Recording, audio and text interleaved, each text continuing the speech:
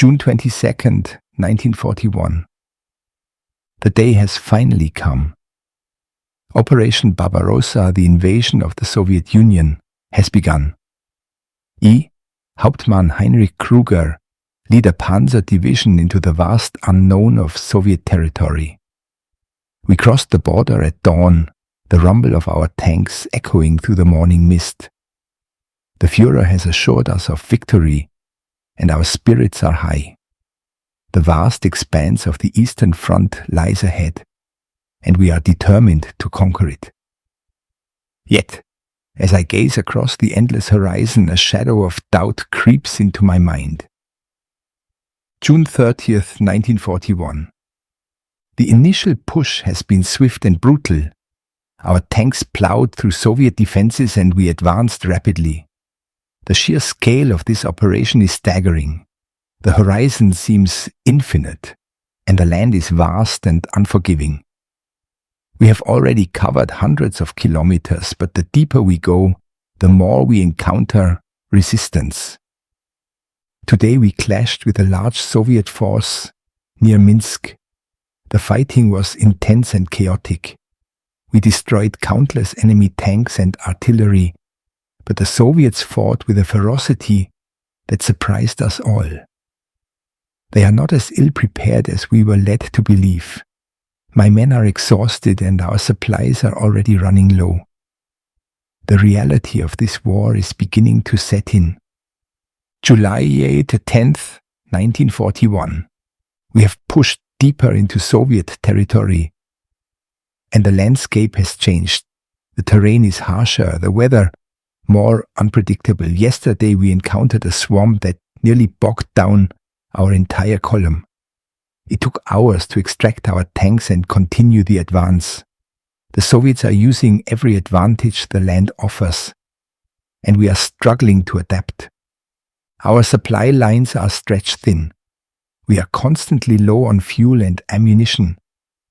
The logistical nightmare is becoming apparent. Morale is beginning to waver. I see the frustration in my men's eyes, and I share their concerns. We were promised a swift victory, but this war is becoming a slow, grinding ordeal.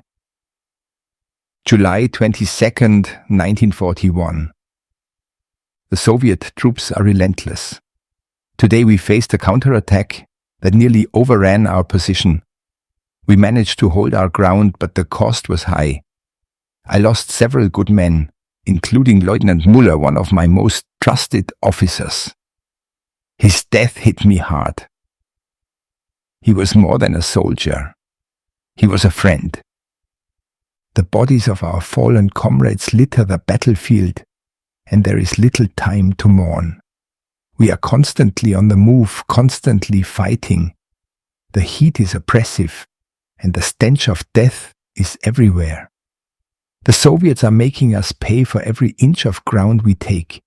The fields are soaked in blood and the air is filled with the cries of the dying. Our initial victories now seem hollow in the face of such immense suffering. August 1st, 1941.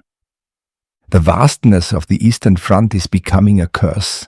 We are spread too thin, and the Soviets are exploiting our weaknesses. They launch guerrilla attacks, ambushing our supply convoys and harassing our rear lines. The partisans are a constant threat, and their knowledge of the terrain gives them an edge we cannot counter.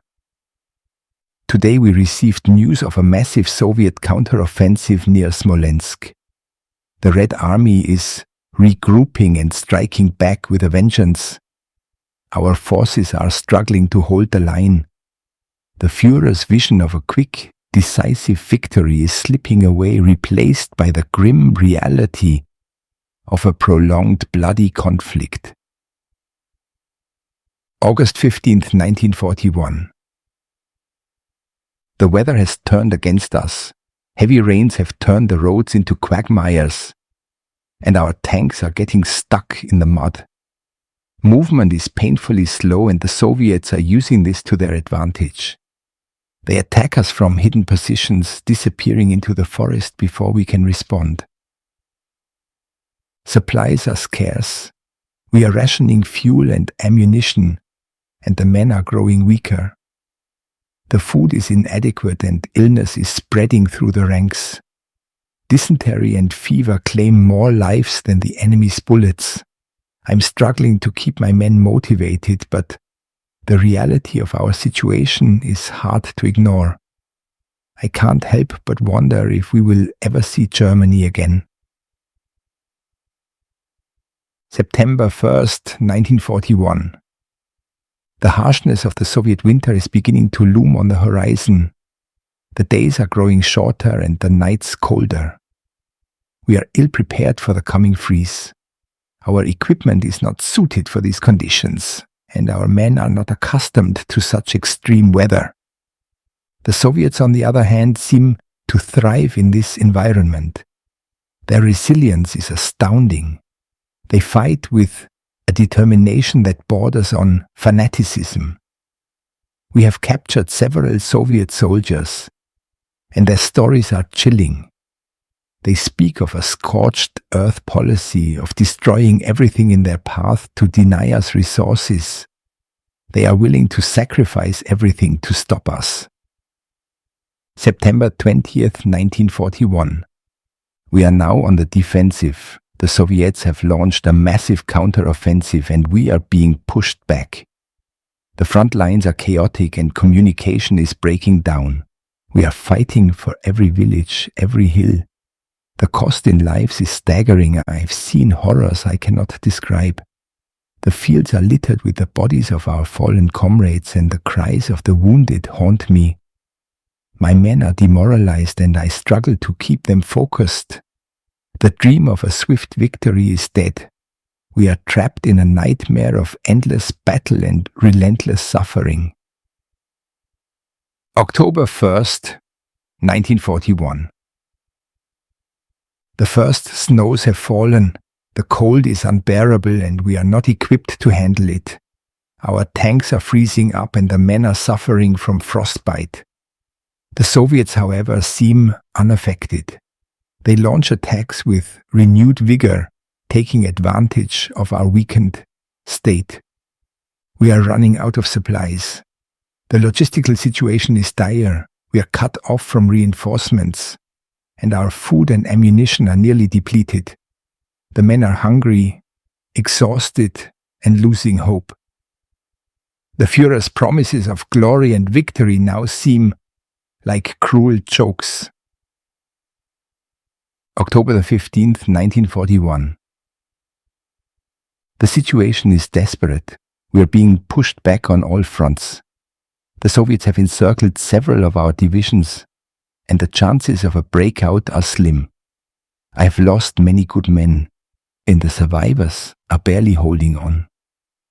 The harsh reality of war has shattered our illusions of invincibility. I write this with a heavy heart, knowing that we are facing our darkest hour. The dreams of conquest have turned into a struggle for survival. The vastness of the Eastern Front has become our graveyard. We are surrounded by death and despair, and there is no end in sight. I think of you often, my love. The thought of you and our unborn child is the only thing that keeps me going. I pray that I will survive this hell and return to you. But in my heart I know that many of us will not make it back. The cost of this war is too high and the suffering too great. With all my love and sorrow, Hauptmann Heinrich Kruger.